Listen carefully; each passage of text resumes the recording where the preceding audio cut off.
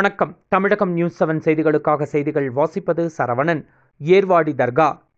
மகான் குத்பு சுல்தான் சையது இப்ராஹிம் பாதுஷா ஷஹீது ஒளியுல்லா தர்காவில் 850வது மத நல்லிணக்க சந்தனக்கூடு ஒருமைப்பாட்டு திருவிழா கொடியேற்றத்துடன் கோலாகலமாக தொடங்கியது. ஆயிரக்கணக்கான யாத்ரீகர்கள் பங்கேற்பு.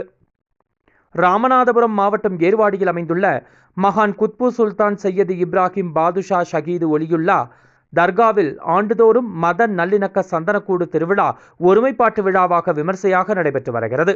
அதன்படி இந்த ஆண்டு 850வது ஆண்டு சந்தனக்கூடு மத நல்லிணக்க விழா தர்கா ஹத்தார்கள் முன்னிலையில் கடந்த 9ஆம் தேதி மௌலீது ஷரீஃப் புகழ் மாலை மற்றும் சிறப்பு பிரார்த்தனையுடன் தொடங்கப்பட்டது.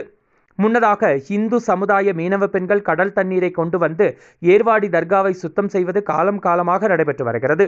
அதன்படி மீனவ பெண்கள் கடல் நீரை குடங்களில் 1 கிலோமீட்டர் தூரம் தலையில் சுமந்து வந்து தர்காவில் உள்ள அனைத்து இடங்களையும் சுத்தம் செய்தனர். உலாமாக்கள், தர்கா ஹத்தார்கள் ஒன்றிணைந்து தர்கா மண்டபத்தில் மாவட்ட தலைமை அரசு காஜி சலாஹுதீன் ஆலின் தலைமையில் உலக அமைதிக்காகவும் ஒற்றுமைக்காகவும் சிறப்பு துவா ஓதினர்.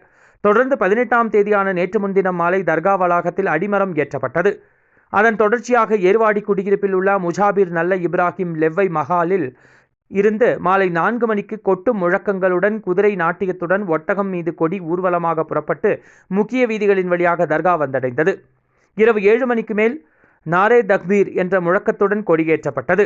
இதில் ஆயிரக்கணக்கானோர் கலந்து கொண்டனர். மேலும் விழாவின் முக்கிய நிகழ்ச்சியாக வருகிற 31ஆம் தேதி மாலை மத நல்லிணக்க சந்தனக்கூடு திருவிழா ஆரம்பிக்கப்பட்டு ஜூன் 1ஆம் தேதி அதிகாலை தர்காவிற்கு சந்தனக்கூடு வந்தடையும். பின்னர் பாதுஷா நாயகத்தின் மக்பராவில் சந்தனம் பூசும் நிகழ்ச்சி நடைபெறும். சந்தனக்கூடு விழாவினையொட்டி மாவட்ட நிர்வாகம் சார்பில் ஜூன் 1ஆம் தேதி உள்ளூர் விடுமுறை அறிவிக்கப்பட உள்ளது. தொடர்ந்து கொடி இறக்கத்துடன் யாத்ரீகர்களுக்கு அன்னதானம் வழங்கப்பட்டு நிறைவு விழா நடைபெறும். இந்த மத நல்லிணக்கத்திற்கு எடுத்துக்காட்டாக திகழும் சந்தனக்கூடு திருவிழாவிற்கு தமிழ்நாடு மட்டுமின்றி கேரளா, கர்நாடகா, ஆந்திரா, மராட்டியம், சிங்கப்பூர், மலேசியா உள்ளிட்ட பல்வேறு மாநிலங்களிலிருந்தும் ஏராளமான யாத்ரீகர்கள் கலந்து கொள்வார்கள். தமிழகம் நியூஸ் 7 செய்திகளுக்காக எமது செய்தியாளர் கே. தமிழகம் சேட்.